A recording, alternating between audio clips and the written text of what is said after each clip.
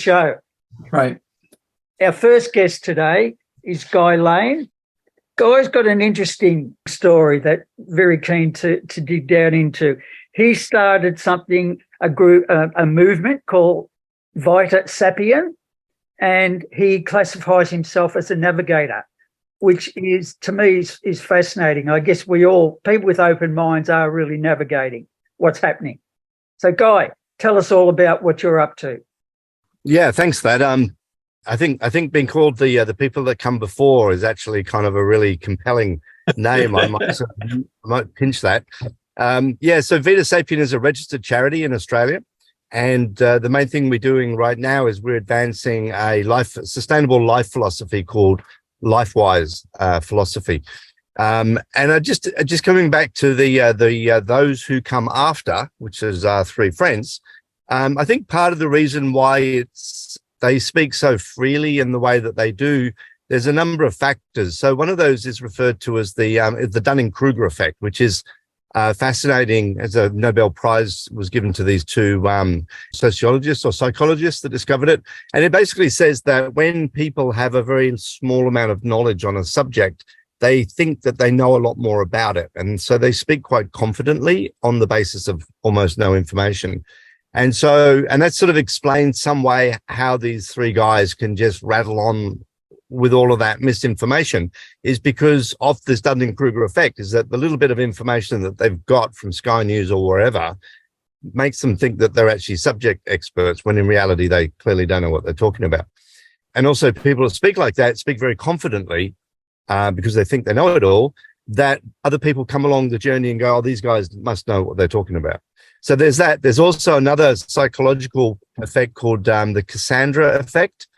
And this is basically where people have an aversion to listening to or believing bad news. And this is really common as well. This is why it's really difficult to talk about the difficult stuff of climate change, because everyone's like, whoa, talk to the hand. I'm not up for that. And that's hardwired into the brain. So that's another factor. And the other factor, which is sort of where LifeWise comes in, is that we operate our lives on the basis of like a philosophical foundation that we may never necessarily have actually been able to write down or to understand in its detail, but we do nonetheless hold philosophies. And if your philosophy is that growth is good, if your philosophy is that everything's fine, we don't want people running around, and that if you want to make change in society, do it through the ballot box, for example, then these philosophies actually underpin your views on things. Okay. And so I'd say that those fellas that come after have the view that they're probably moderns, which is to say that they don't really see any real problems in society. They know how to get by in society. And so anybody that comes along and says, we found a big problem that we need to fix, they're like, well, we don't accept that there are big problems to be fixed in the first place. And so and this is where LifeWise philosophy came in, because what I came to one day was, if you accept that we have an unsustainable civilization because politics is unsustainable because it's short term and it's perpetrated by like corporate interests, economics is unsustainable because it's based on growth, our energy is unsustainable because it emits heat trapping greenhouse gases, our materials are unsustainable because it comes from oil and it pollutes the environment. The deeper question, though, is why? Why have we allowed this system to grow, and why do we allow it to persist? And I had that insight in 2016. It was 2:00 in the afternoon on the 18th of August, and I had that insight, and I realized that it's about belief, and it's about philosophy, and it's about religion, and it's in that space that ultimately the answers to the climate and ecological crisis fall within that space, because that what we believe is ultimately motivates what we do.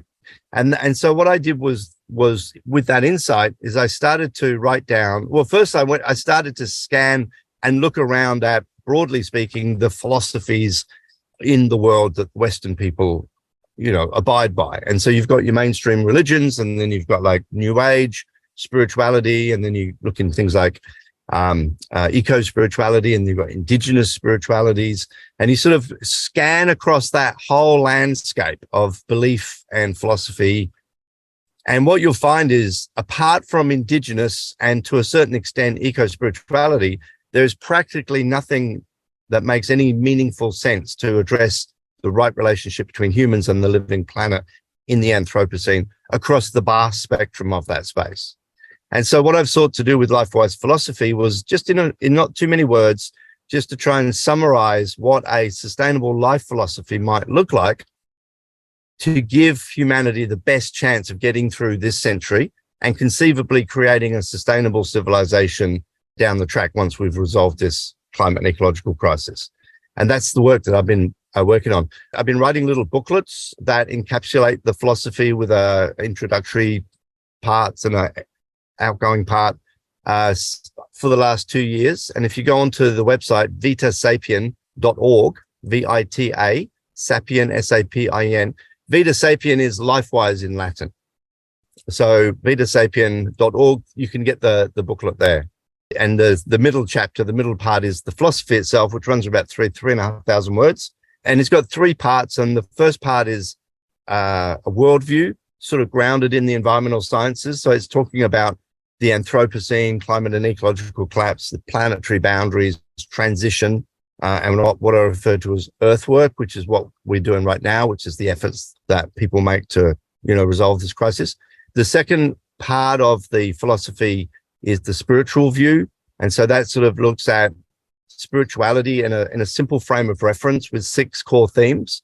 And then we sort of address the climate and ecological crisis through the lens of spirituality. And then the third part is practices. And I'll just name 2 of the practices now. So one of the practices is to live with earthity. And live with earthity basically means be a good environmentalist, don't be racist, don't be sexist, be a decent human being. And then one of the other ones is to live a Vita mission. And the Vita mission is basically that personal mission that you have your contribution to try and resolve the climate and ecological crisis. And so put together LifeWise philosophy, it doesn't try to do what Buddhism does. It doesn't try to do what Stoicism does. It doesn't try to, it doesn't try to save your soul like the Christian Bible might. It addresses a gap in the market. And the gap in the market was, what do we need to do? What are the key things that we need to have in our hearts and our minds and the actions of our hands in order to give us the best chance of surviving the climate and ecological crisis? I think what the fellas that come after don't fully understand, and they can't understand it because they probably don't have the mental faculty to actually read science papers, nor the temperance to actually go and listen to scientists or journalists who report on scientists, or to actually find a scientist that actually understands it. They don't do that, right? But what they don't understand is that this climate and ecological collapse is going to rerun the Permian extinction. So 253 million years ago, 80% of everything that lived on the planet died off, largely because of global heating. And we're redoing that. We're rerunning the Permian. So it's not just like the strawberries are going to grow out of season. We're going to annihilate most life on Earth. And there is a very deeply spiritual aspect to that in terms of whether, we individually want to partake in that or whether we want to do everything we can to fight it. Guy, this is very fascinating, I think, because what you touch on there is both deep and yet at the same time also practical. My first question to you would be, so are you sort of like a priest having followers? Is it like a church? Or is it more like that, no, you've written a book, people can read it and then they can take from it what they like? How do you see the movement Vita Sapien that you have created? Yeah, so Vita Sapien's a registered charity. I'm the founder and the chairman of the charity. LifeWise philosophy is a philosophy that's written in a little book. And what we're looking to do is we're fundraising to try and put together what we call an operational center. So the mission is to basically reach out to 53 million people. So we believe that there are 53 million people in the Western world who would adopt LifeWise philosophy as their primary view of the world. All right. So they're already out there and we just haven't got our product in front of them for them to read it yet. Okay. So our mission is a mission of communication.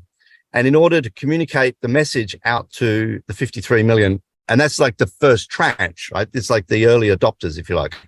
In order to get the message out, we want to put together the operational center We'll have a film studio, a little film studio, a little recording studio. We'll have places to do workshops so people can come in and do Vita LifeWise training in LifeWise philosophy and the practices of. And then we want to have like a little workshops and so forth. So we produce like this jewelry range that have all got environmental themed jewelry. Plus there's an archery tradition that we're putting some work into and a few other things in order to generate revenue so that we can continue to tell the story and not constantly rely on donations. But as we are a registered charity, we can accept donations. And what we're looking for in the first instance is probably around a couple of $100,000 a year to maybe get something like a 5-bedroom rural property and use that as the operational center. Each of the rooms becomes basically like a film studio, recording studio, meditation. We have a meditation practice called Vitan meditation. That's the big plan. And we also want to attend the COPs, the climate COPs, because at the climate COPs, you've got a mass concentration of people that really think this way, much more. You know, the average person on the street, probably about 8% of the public, that's where that 53 million number comes from. About 8% of the Western public would jump on this if it were properly explained to them. And I think that concentration at the COPs is close to about 90%. Hey, Guy, what did you do for a living before you had your revolution? So I spent my first real job was a couple of years working in the offshore oil exploration industry. And that's where so my father worked with nuclear bombers, right? So from the age of about 13, I knew that humans could destroy humanity. And he gave me a book called Earth Abides about a pandemic that kills off most of people on Earth. And there's a few survivors. And so age 14, I knew that nature could destroy humanity. And after a couple of years in the oil industry, I realized that humans could destroy nature. And that triggered me because that's wrong.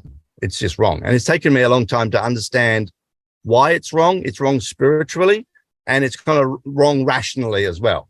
And so I did a couple of years in oil. And from that, I did an environmental science degree and did environmental consulting, and then set up a sustainability advisory around that for about 6 years. And then the GFC basically took that out. And then I started writing and kind of been freelancing since. And then I was doing a Master of Business at QUT, which is where I conceived of the idea of what is now Vita Sapien and LifeWise philosophy. I've been on a parallel course to you. My revelation goes back 30 years when I decided that every decision that I took, whether it was to replace the washing machine or look for a particular area to work in, I would equate the environment in with it. And I find myself now living, as Mick said, I got the OAM this year for services to humanity. I'm living a decent life for human beings. And I'm also living the life that is light on the planet. I don't have any emissions at all. We used the second lockdown, COVID lockdown, to completely remove gas from our living completely. So got an electric car, got everything electric, and enough solar panels to cover that. But I see, I rather than your sort of evangelistic approach, I see myself as a model that other people can say, hey, look, our 3 people who follow us can invite me on to their program, and I can explain the nuts and bolts and the costs of the journey that we took to become emissions free. Whereas you chose a different site. You've chosen to publish booklets and now films as well. Is there a reason that you've decided to become an evangelist rather than an influencer? Well, I'm actually hoping to be an influencer, but I don't have a proper infrastructure to do it properly, nor a proper budget. And look, I view the climate ecological crisis as a war. It's a war, and in a war, there are thousands and thousands of different roles. You know, so obviously there are the frontline fighters that go into the trenches with the machine guns, but then there are the support behind them, the head and the tail. And so I'm sort of like I'm an independent-minded kind of free-thinking kind of guy. So I just went looking for the part of the war that wasn't being properly executed. And I think it's one of the most fundamental and important parts is that if we've got to be able to have a proper conversation about the philosophies of our lives that we hold in order to have some clarity about where they're taking us. And that's what I'm trying to do. And also spirituality, when you come into the field of spirituality, it's extremely murky and very difficult to get your head around. And so what I've done is I've sort of just selected out 6 core themes to make it easy to have a conversation about the subject of spirituality and where spirituality fits into raising an army to fix the global problem. It's quite extraordinary to see on both sides of the Atlantic these extreme heat conditions. I mean, the first week of July was the highest temperatures recorded in history since records began, given that we're seeing such extreme temperatures across the Northern Hemisphere. It's getting much worse, and it's getting much worse very quickly. It's written explicitly in the IPCC report summary for policymakers.